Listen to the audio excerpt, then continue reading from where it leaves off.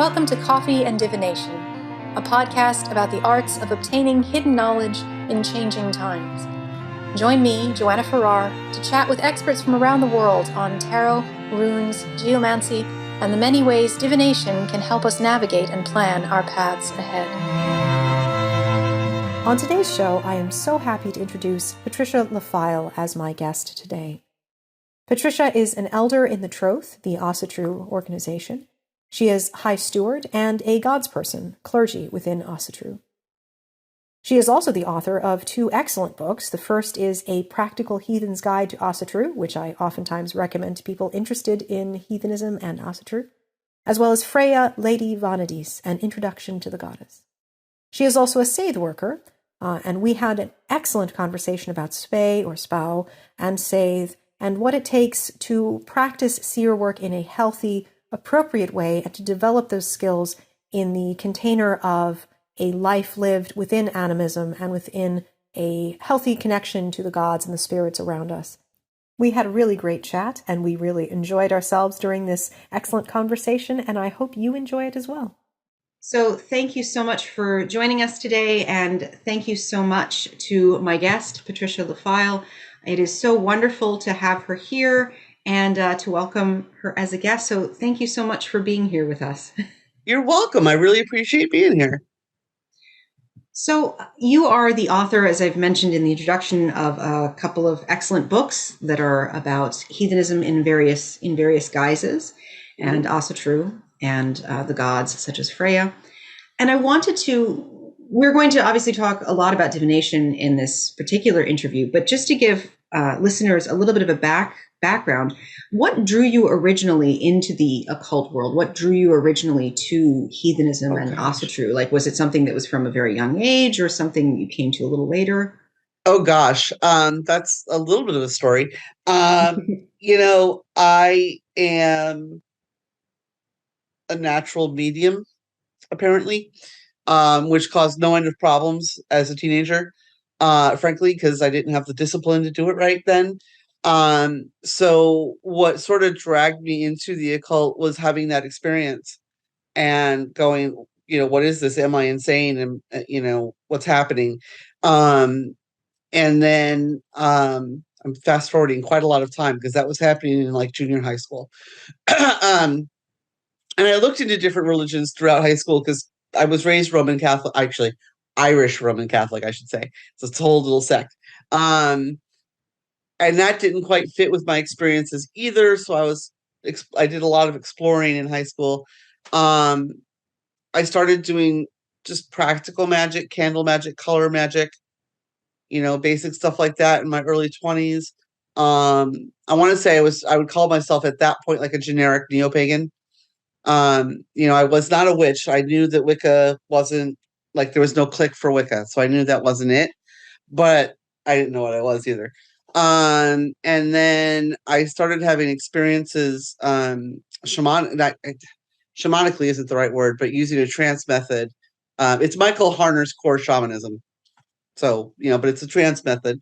And using that trance method, I started receiving images and messages, like Yggdrasil, ward the tree. It's totally spelled wrong in my notes in 1994, but it's Yggdrasil, mind the tree.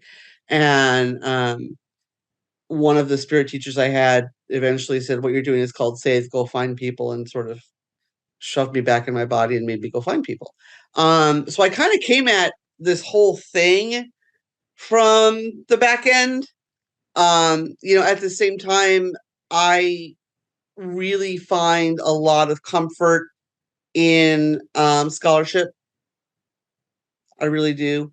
And I find that a lot of my spirituality is informed by scholarship. So I walk this sort of weird edge, right, where I'm on the one hand very spiritual, and on the other hand, all about the research. And so that's the short form. That's the shortest I can give you. Yes, that's a lot to pack in, clearly. So you were having your kind of your entry point to all of this then was, as you mentioned, that medium experience, that experience of having Would you say that that was more spirit contact that was ancestral? Was it more that where you think that it was, kind of these gods that you were eventually going to be called more formally to, kind of trying to reach you a little early, or just things that you couldn't necessarily put holds on? Yeah, I hesitate to be so arrogant as to say the gods chose me, because I think that's a really arrogant thing to say. And I certainly don't think that, actually. Mm-hmm. Back in the beginning, it was pretty much astral stuff going on. I started getting messages from ancestors as I started doing that trance method that I talked about. And the teacher, the spirit teacher that told me to go find Seidr was this female figure who was very bright right here, very bright around the neck. So like I knew she was beautiful, but I couldn't quite see her face because there was this shining light. I'm not going to say it was Freyja because I don't know if it was, but I think that like that image was very evocative of her. And so I guess, that's it. I talk to my ancestors a lot. I'm much more of an ancestor worshiper than I am almost anything else in a lot of ways. And an animist. I'm a real animist. Like I know the big trend is animism, but when I started doing the trance method stuff, I started feeling like, well, if I'm contacting the spirits of plants and animals, then there must be a spirit to everything, because it logically follows. Yeah, I'm talking to it; it must exist. So I'm an animism person from a long time ago too. Yes, our tradition very much is, as well as I. I think that we're immediately going to probably start diving into talking about, you've mentioned go find Seidr, as something that you were told early on, and we've had Diana Paxson on the show, and that was a while back though. And for some listeners who are not familiar with some of these terms, I think it would be really fascinating to hear your definitions of the term Seidr and also the term Spey, because I know that oftentimes there's some confusion about those words and what they bring up for people and how they're defined. So could you kind of maybe help us understand that? Sure. I mean, the first thing I would say is it's absolutely natural for Seidr and Spey to be hard to define within one another, because quite frankly, the terms were used almost interchangeably by the poets. It seems to be which word fit the poetic meter at the time. Sometimes. So it's natural that it's a little foggy because it was foggy then. So, Spey, or more really pronounced spow, if I want to be specific. Most people in America call it Spey, but it's technically more like spow. Tends to have more to do with prophecy and prophetic things, where Seidr is also prophecy, which is where it gets confusing. But Seidr indicates a whole tradition of trance practice that deals with the intercession of spirit by the worker to affect the material world, to affect the modern world. Not modern isn't the right word. What am I looking for? Mundane is the word I'm looking for. Sorry. To affect the mundane world. So a Seidr worker, Seidr Kona means woman, Mother means man. So a Seidr Kona is a Seidr woman, a Seidr Mother is a Seidr man, because it was done and is now done equally by all the genders.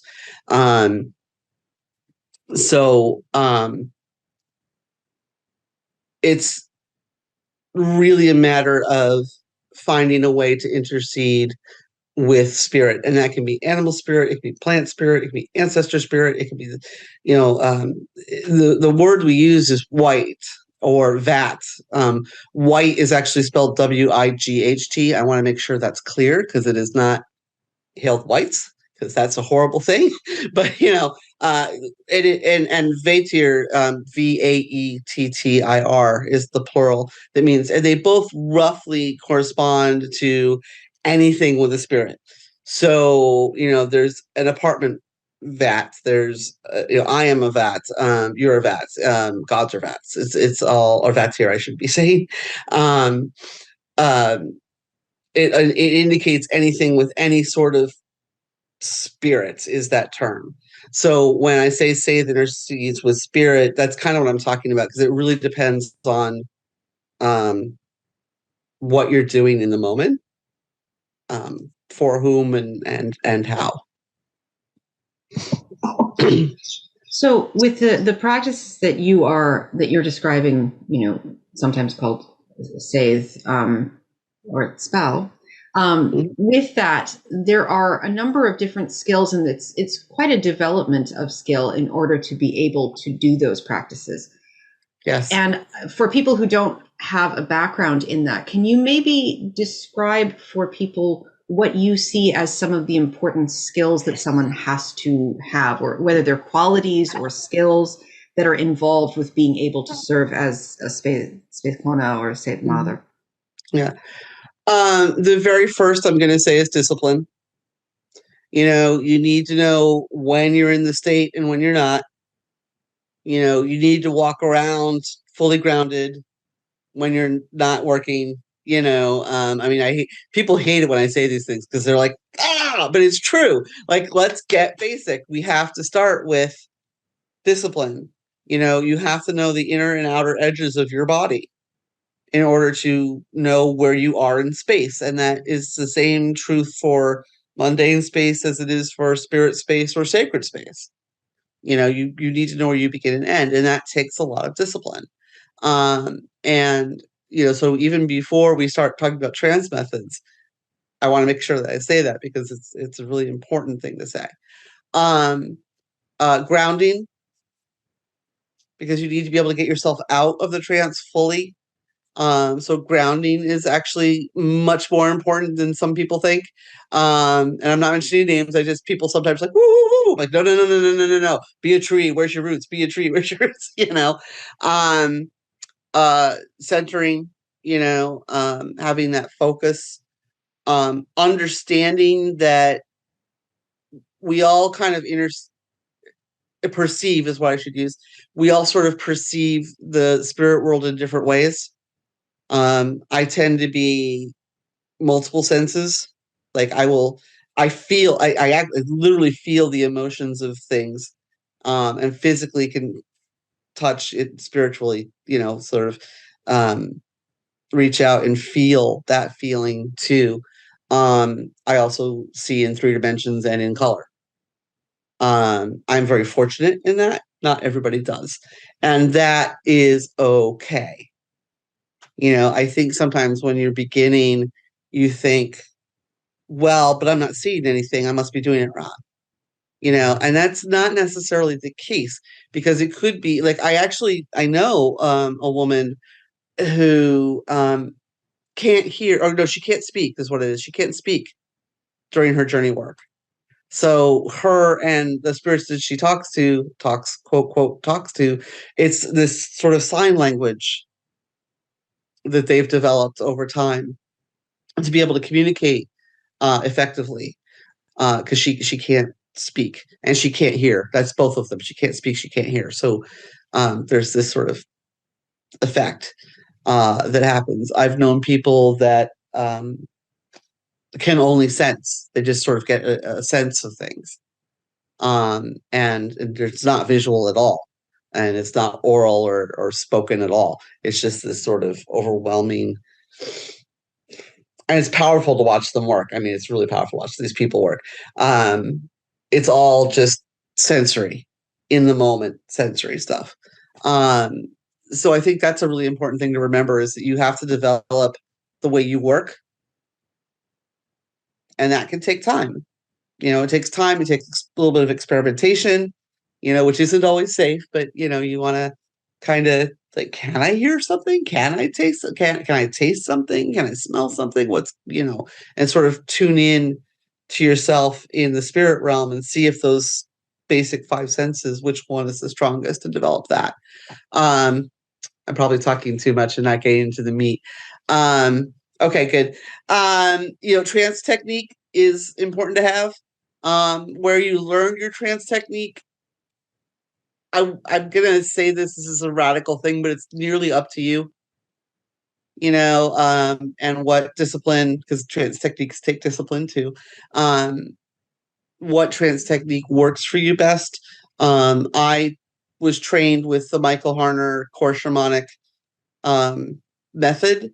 That's what he calls it anyway. And so I used a drum. I was actually teaching some stuff to a friend of mine, and he happens to be a death metal guy, and the rhythmic heartbeat drum does 0 for him. 0, because he's used to, that I can't even snap that fast, that rapid drum beat, and it's nothing. So we had to work on, okay, well, now what? Like, how do we make it work for you? That's not the way that I work, but it works for you. We ended up with, there were certain types of music that he could sort of get some images from, but it had to be like, it was not drums. So that's important to do, and it's worth taking courses to learn how to do shamanic technique from professionals. And not shamanic technique, but trance technique is what I should say. Whatever the trance technique is, it's worth taking the time to seek somebody out to learn it. And I say that because there are dangers inherent in trance work, including soul loss. Like, you could lose pieces of your soul out there. And I'm full of warnings, right? Because I've seen it all go wrong a lot. And you want to watch out for that. Part of that is making sure you bring yourself all the way back every time, which is where that lovely grounding and centering focuses right back in. So there is a little bit of danger inherent into it, in that you can have soul loss, you can get mental confusion. Is one of the big symptoms, actually, of soul loss. It's like a sudden mental confusion that you didn't have before. And you want to watch out for that, right? You want to be a whole human being wherever you're a whole human being. And then, as far as the ritual is concerned, Diana Paxson has a great ritual. They're seidr-workers for Seidr group. Came up with this fantastic ritual. It works really, really well. It's not necessary for everybody to do all of that. My method has a very similar shape, because that's where I learned Seidr was from them. But I use different songs. I use less of the details, fewer details, I should say, fewer details. They put in a lot of detail and a lot of world building. One of the key hallmarks I know with Diana's seidr style is that they tend to take the audience on the journey with them.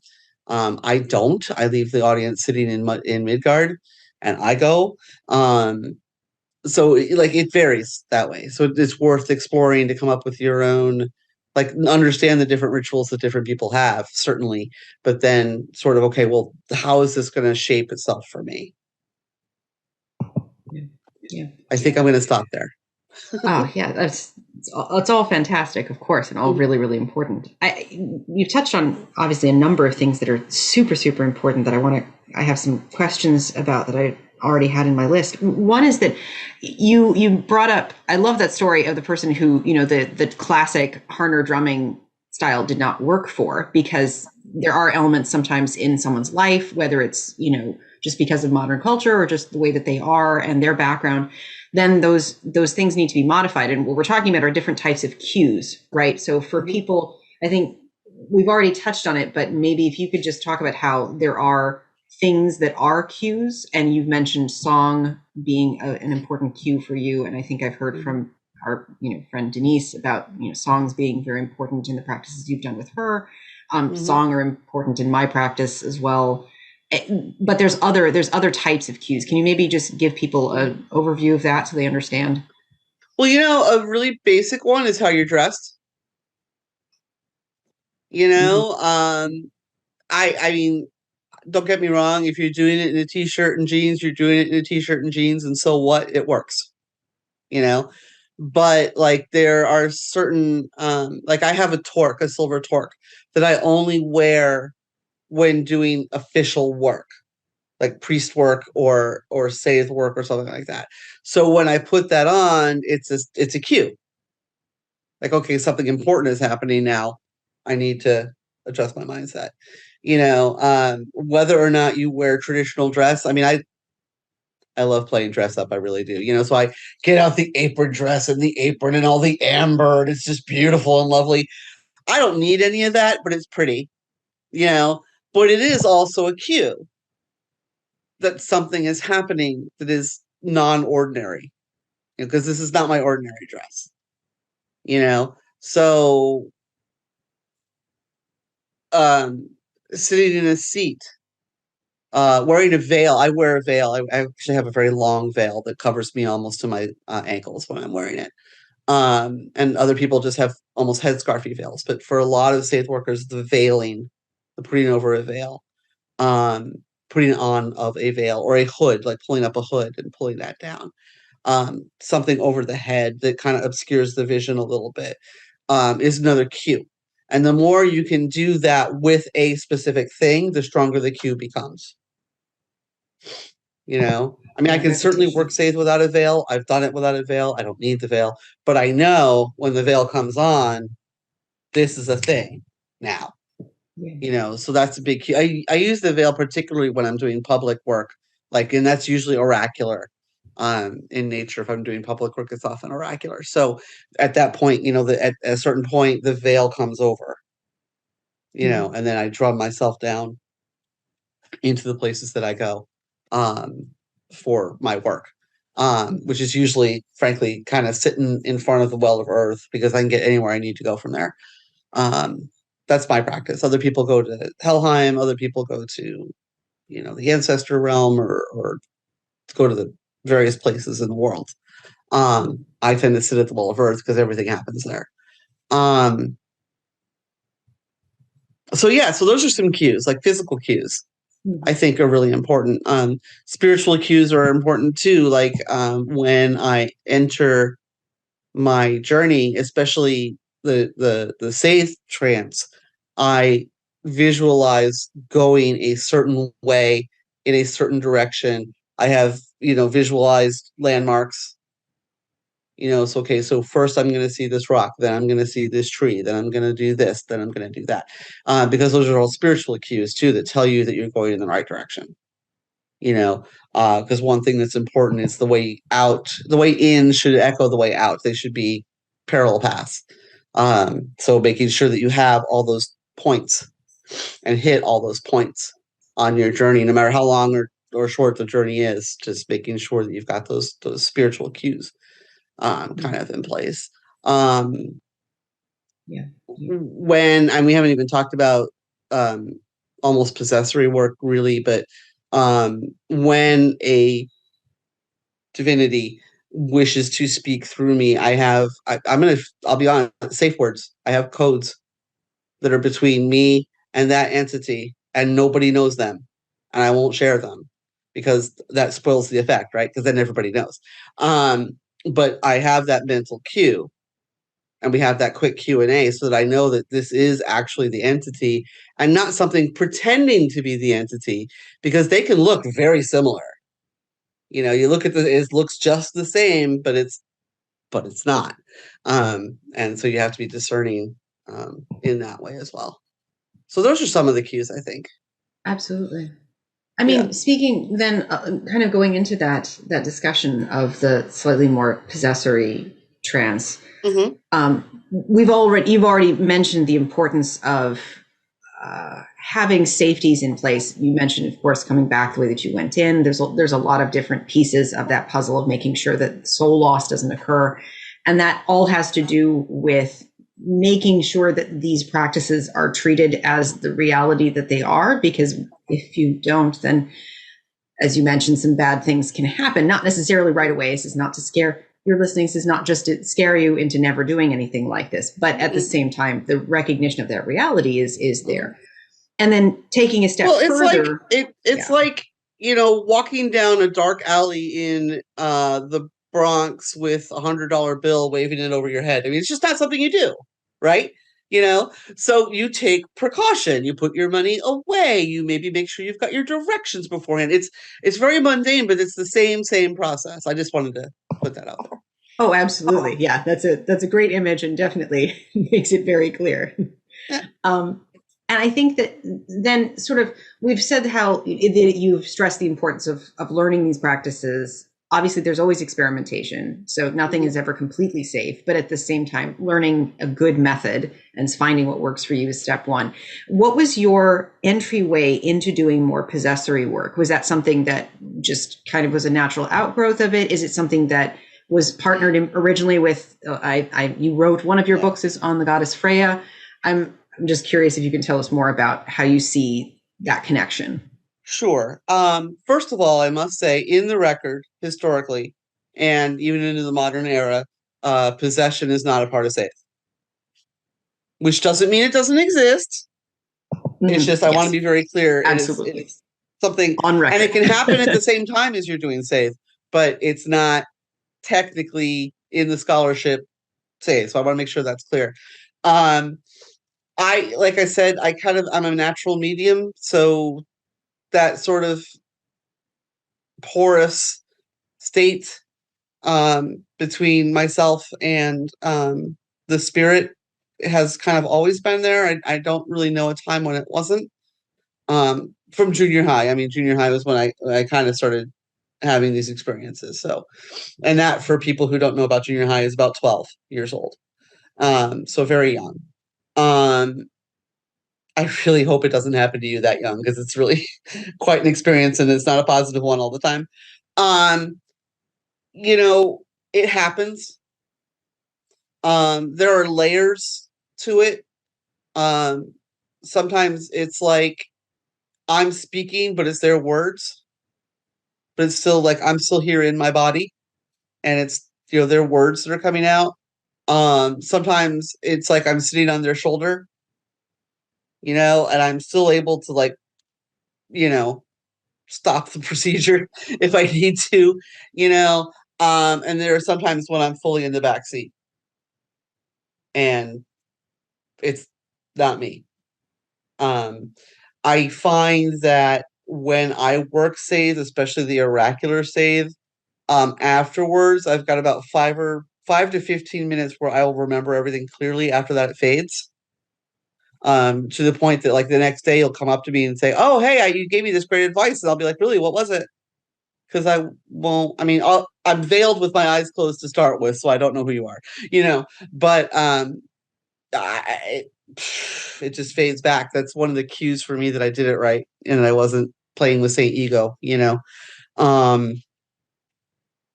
And I find with the possessory thing, I very seldom do it. It's not something I do willy-nilly. I'm very disciplined about it. There are only a few very select entities that I will even allow that with, because, as I said, it's a negotiation, and I'm not going to let a random stranger inhabit my body. I just don't think that's safe. Your mileage may vary. Other people's mileage varies. You will hear experiences from all over the spectrum on this. Some people just do it whenever and they don't mind, so I'm like, I get a little leery on that, because I like to be safer myself, but I tend to run a little on the paranoid side when it comes to safety too. So do I. So yes. Yeah, just keep that in mind that, it can happen, but it doesn't need to. And there are some cases where it shouldn't. I mean, I think that if you are having a mental fracture, then leaving your body is probably not your wisest idea. Yeah. The context is important. I think that kind of ties into, I wanted to ask you, what do you think some of the misconceptions around seidr and this type of work are that you've encountered? Because I always find it interesting to sort of hear what people have had experience having to dispel as myths about this. Yeah. One of the things that immediately comes to mind and around this is the the myth of the seer that sort of doesn't know where they are, or is like disconnected from their own body, which is actually the opposite. You have to be very grounded in your life in order to be able to then do this. What do you feel are some of the misconceptions you've had to address? Yeah. Well, the fact that we're faking it is a big one. You're making that up. You're faking it. You're just talking to your own ego. Honestly, I've heard the gamut of, but I mean, like super ego, but you're only talking to yourself. You're not really talking to anything else. There are no other spirits out there. It's just you. I hear this kind of thing a lot. And that's not my experience, is what I usually say back is, it's not my experience, Then there's the times when you freak them out because they ask a question that they think is going to be a gotcha question, and you answer it and they go, oh, because you're right, and that freaks people out in good ways. I think you should be surprised sometimes that we have all the answers is a big one. I mean, people think that, the Seidr Kona is, or Seidr Mother, whatever, is sort of the be all end all spiritual expert. And there are times when I see nothing at all, and what I say is I see nothing. Yeah. Because it cannot be the quick fix. That's all the time.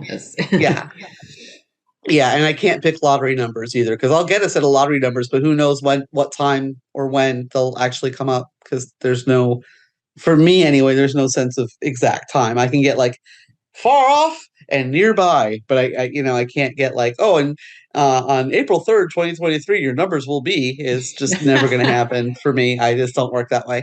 And I don't know anyone who does. So.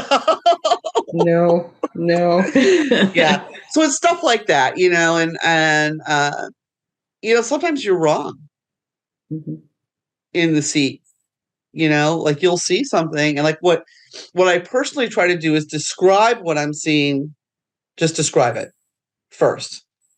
And then sort of say, okay, this seer feels that this is what it means, so you can be wrong. If I say bear right now, you've got a bear in your head, I've got a bear in my head, I doubt they're the same bear. Or mean the same thing. I mean, they might mean similar things to both of us, but so it's always worth checking and getting second opinions on stuff, especially if it's like a medical issue or a crisis issue. And like, okay, so here's your spiritual side of advice. Now go talk to your lawyer, or whatever, or talk to your doctor, whatever it is that you need to do. Because we're certainly not diagnosticians in that sense either. Yeah.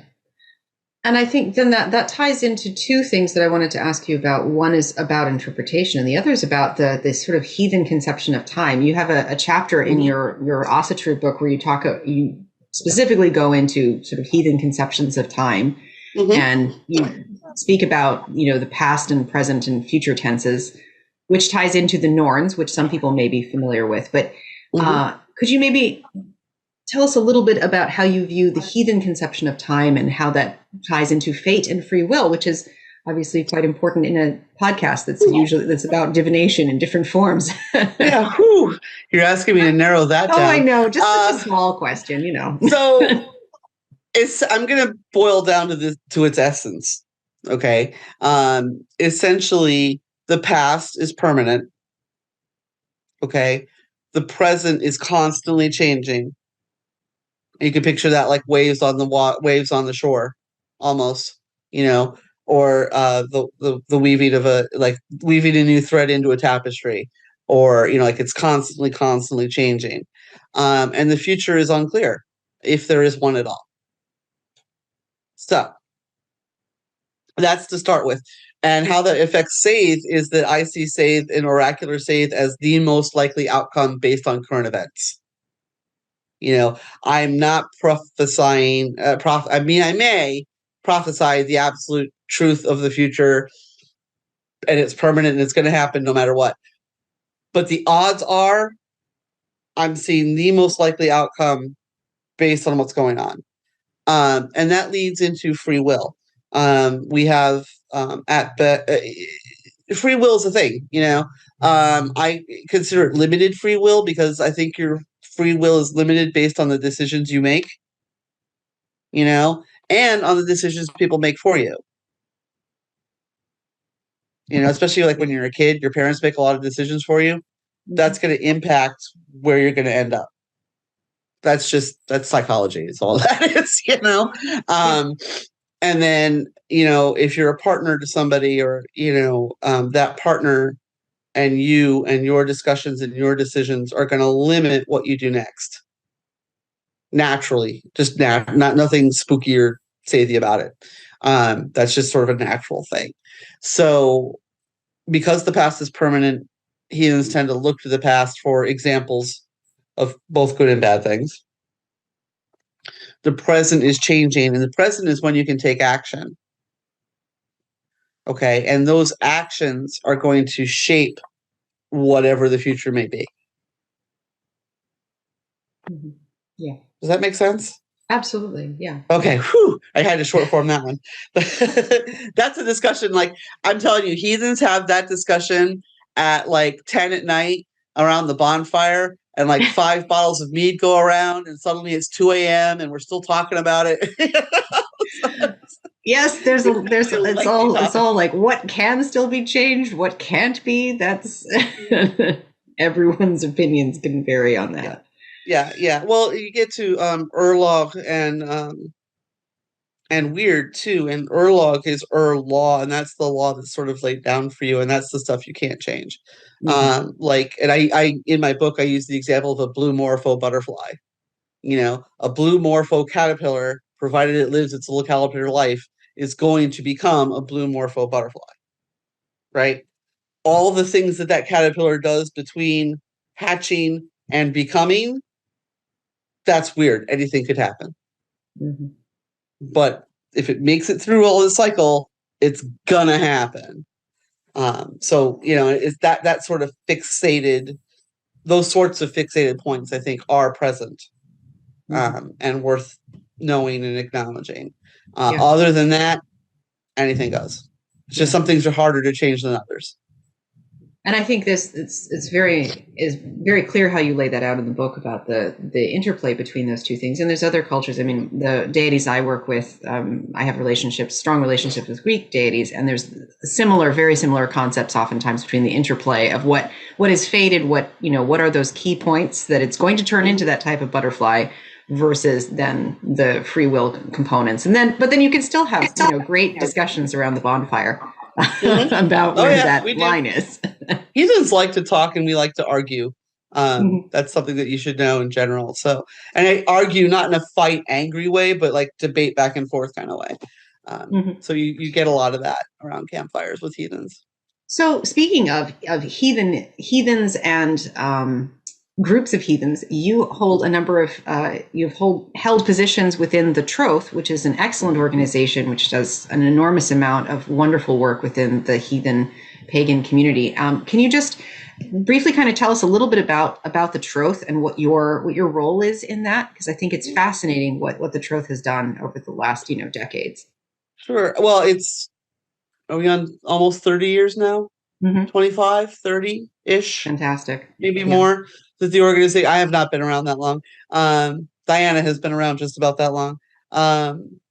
And the Troth as an organization is a religious nonprofit.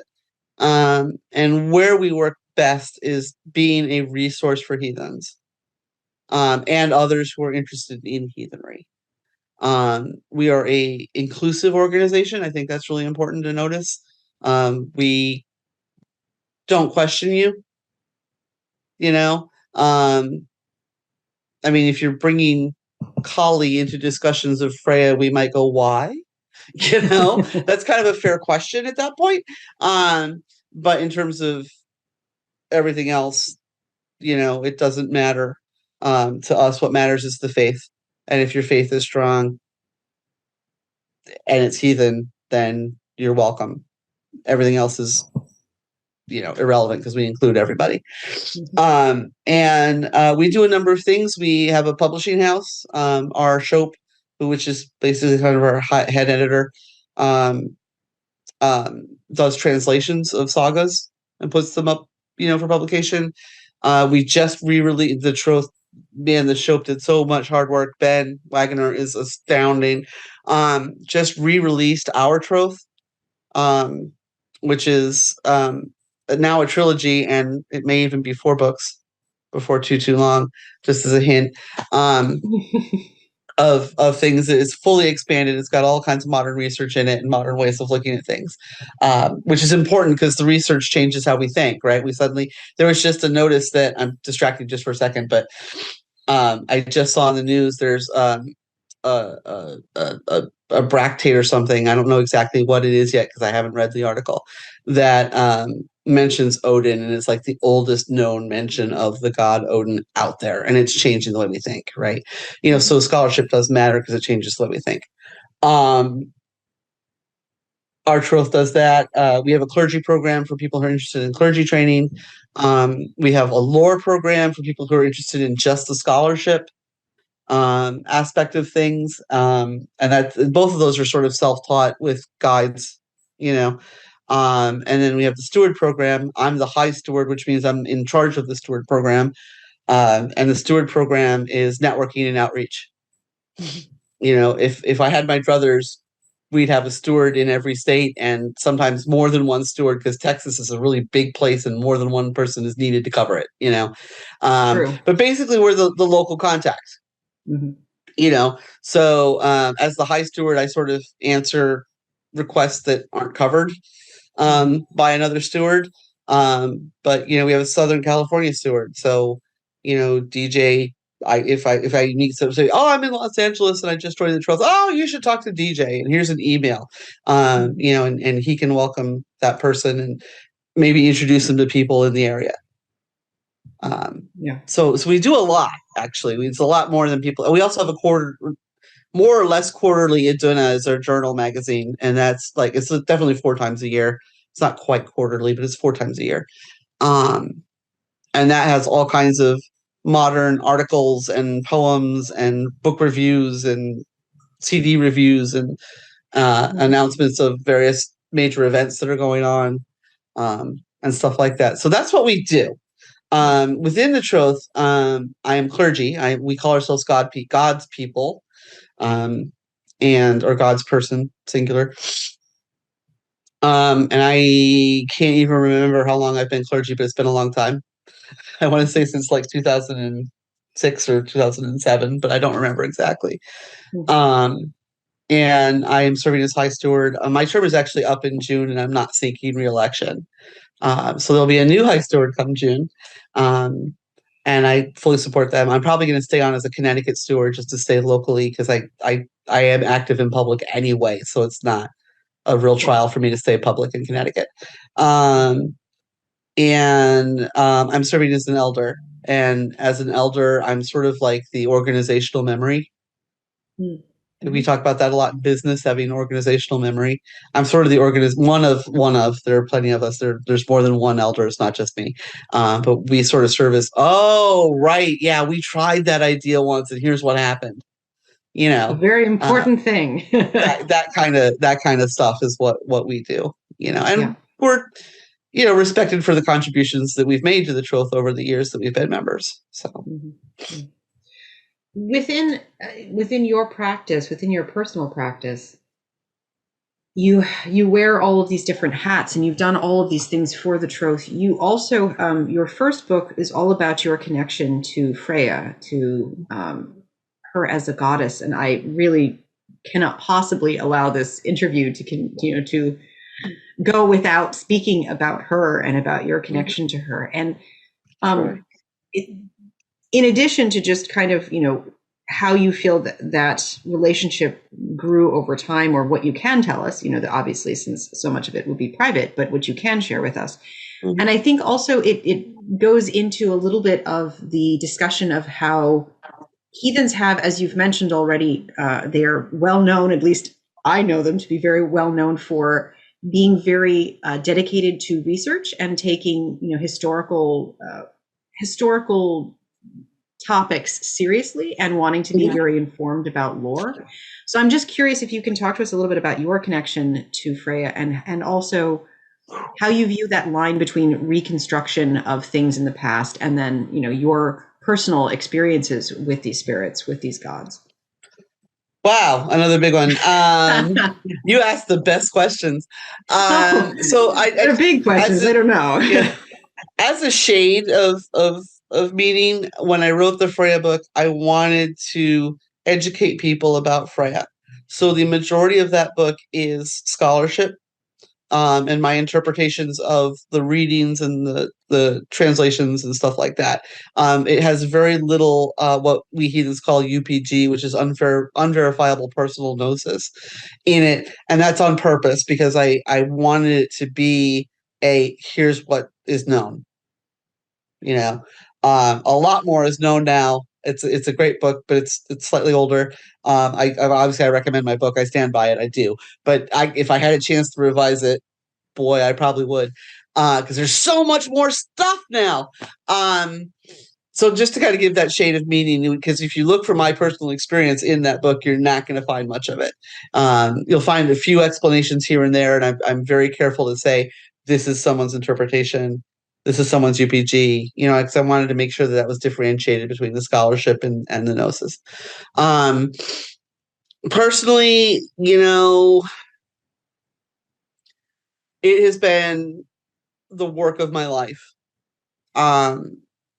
in a spiritual sense, to be with Freyja. I consider myself Fultrui, which is it means fully first chosen one, or fully trusted one is what it means. Fully trusted one. What Freyja considers me, it's anybody's guess, because she's a goddess and I don't get to answer those questions. And I don't think the gods tell us everything a lot. So, who knows what their motivations are. I've spent a good portion of my life just sort of getting to know her on, like I said, my spirituality is informed by my scholarship. So just getting to know her on those levels. I have encountered her during Seidr, not all the time. Sometimes, usually something really important is going on, and it means I have to do more work when she shows up. There's usually something important happening that she's like, you got to go do this now, and it's more work. I carry with me, when I go to public events, a Freyja shrine, which we call a Ve, which means holy stead or holy place. The deal with that is, if you want something to be blessed by her, you leave it on her altar, then you take it back. If you want it offered to her, you leave it there, and it becomes part of my traveling hoard, basically. And it's gotten big over when did I start doing that? Because Denise Bowen started it. And I want to say she started it in 2004. So I've been running it since 2006, 2008. I forget exactly. Ish. It's been a while. And people donate things, to her. They offer things to her. And I think part of the continuity of that and the power is people being able to go back and see their stuff. Yes, I offered this to her. Oh, look, it's still there. As a constant reminder of the offering and whatever words or promises were made therein. I don't track what comes in. It's organic. It's totally organic. It comes, it goes.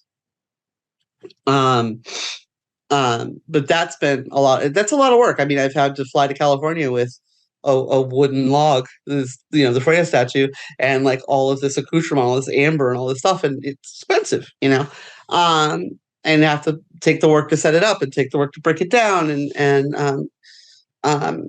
I see a lot of my personal spiritual work with Freyja as being that bridge, making opportunity and creating spaces where people can get to know her, with or without me intervening.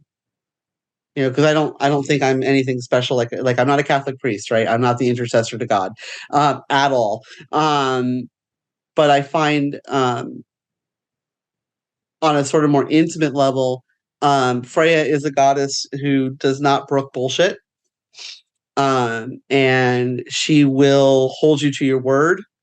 In fact, that happened one time. I was in a trance state and I said, I promise I'll do this. And she said, really?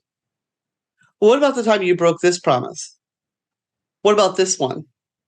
How about that one? And what about the time that and how about all the way back to my childhood, every promise I had ever made and broken, and then said, so why should I believe you? Which is a hell of a lesson to have to learn, taught me a lot about not promising things that I can't deliver. So, I mean, she's a friend of mine, Ailey Sheva, who recently passed, once described Freyja as velvet covering of a steel glove. She's very warm, or can be, and affectionate, but there's always this, she is a warrior goddess, she is a death goddess, she's not just a love goddess, and even when you think about love moves mountains is the cliche, right? But it does. You see women lifting cars off their children, and that's love. You see, we have a whole Trojan War about that. We have all these things, and love is one of the most powerful emotions and out there, and that's her purview. So she's powerful and complicated, and doesn't tell you her motives all the time. Doesn't necessarily even have your best interests out in her mind all the time. Because if you serve her motive, it doesn't matter that you haven't slept in 3 days, to her sometimes. You're still serving the motive. So and she really, I think the what I'm going to finish with is she forces you to know you. Where you are, where you began, where you left, all of your trauma, all of your joys, like all of what makes you you. She needs you to know that. And she will work you until you're there. And sometimes I still fool myself and have to kind of go back and learn a lesson because I have obviously forgotten something that was important to know. So. I think that's very good for people to hear, so that even if those challenges are a part of the process, it's not meaning that you're not doing it right. It's absolutely that you are doing it right, that you're going to face those challenges. Yes, absolutely. And it's,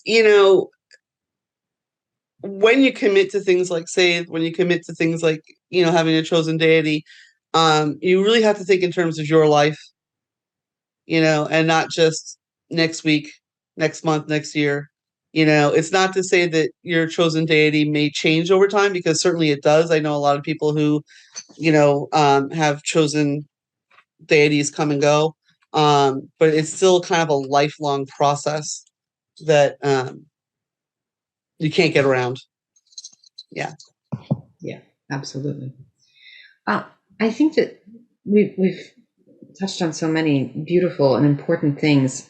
Before we wrap up, are there things about, if people are very curious about Seidr, I've seen, I'm sure you see this too, I've seen more discussion about the practices coming up online.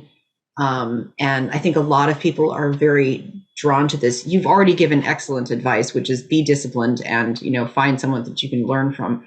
Is there anything else that you would want to sort of tell people if they are feeling pulled in that direction that they should keep in mind? I would say keep yourself. Both yourself, one word, and yourself, 2 words, in mind, at the forefront all the time. You are the driver of the bus, and it's you are the bus. You're not just the driver, you're the bus, and I don't mean that in an arrogant way. I actually mean that in a very humble way, because if you are earnest in what you're doing and you really know yourself, you'll be more effective. Yeah. That is absolutely excellent advice. I think I really appreciate it. And I really appreciate having this conversation with you. I hope that we will have more. I can think of many more reasons why we would have another conversation. And I'm sure there'll be many more questions that come pouring in after we have this talk. So I'm willing. That is really lovely. What should people know? I mean, you've mentioned the Troth, so that's one place that people can find you. I'm going to put in the show notes links to your books. Is there anything else about what's going on with the Troth or your own personal projects that you want to share with people? The project I'm currently working on, I'm tentatively titling Asatru, the Heathen Goddesses. And so, excuse me, I've actually been working on this for more than a year now, and I stalled recently, so be aware it's going to be a while. It's not going to be soon. But I'm sort of doing an entry for each of the best known and some of the lesser known heathen goddesses all in one place. And it'll be a place where it is both scholarship and spirituality. Yeah. Right now I have them separate. I may mix them, but if I do mix them, I will be very clear with this is spirituality, this is UPG kind of stuff, like I was with the Freyja book. And I have no idea what release date for that. I haven't even finished writing it. I think I've written about an eighth of it. I've shaped it has to be done right. It's shaped, it's framed, and so now I got to fill it all in, and I've maybe more like a tenth, maybe more. No, that's less. A sixth. Yeah. Sixth. Okay. A sixth, maybe. But yes. Well, that will be very exciting when it is done, and I can't wait for that. So that is really lovely. Thank you so much for your time. I really appreciate it. I know everyone will appreciate what you've had to share with us. So thank you. Until the next time. Yes, definitely until the next time. I really appreciated that conversation with Patricia, and I appreciate the attention to detail, the enormous amount of care and time that she puts into the research of all of her projects, all of her books, as well as the way in which she works as a seer within the community. It is very important to keep our eyes focused on the here and now, especially when we are going to embark on work as complex and difficult as serving our communities as seers. And I think that her emphasis on discipline and on grounding and centering ourselves, as well as being creative and open to seeing what the gods and the spirits have planned for us, is a really lovely, healthy balance. I highly recommend that you check out her books and check out everything that the Troth has to offer. They are very much trying to do the important work of making sure that Asatru and heathenism is inclusive and appropriate for the modern world, while still honoring the traditions of the past. For now, I hope that you have enjoyed this show, and if you haven't heard, we have started a Patreon, and actually, when this episode becomes live, our Patreon launch party is going to be happening very soon after, on Saturday, April 1st. You can find all the details at coffeeanddivination.com.